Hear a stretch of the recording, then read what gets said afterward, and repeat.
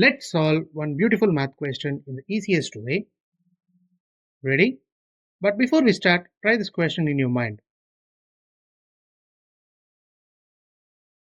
You got it? Now, what's the easiest method to solve it so that you will never lose here again?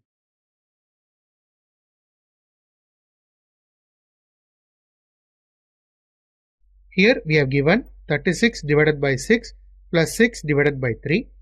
Applying BODMAS rule here, first we are going to do division. 36 divided by 6 becomes 6. Now the entire equation changes to 6 plus 6 divided by 3. Again we have to do division first as per the priority in BODMAS rule. So 6 divided by 3 becomes 2. Now the entire equation changes to 6 plus 2, that is 8. Therefore, the solution of 36 divided by 6 plus 6 divided by 3 is 8. If you solved this video before watching my steps, comment pro in the comment section. Let me see how many of you got it right.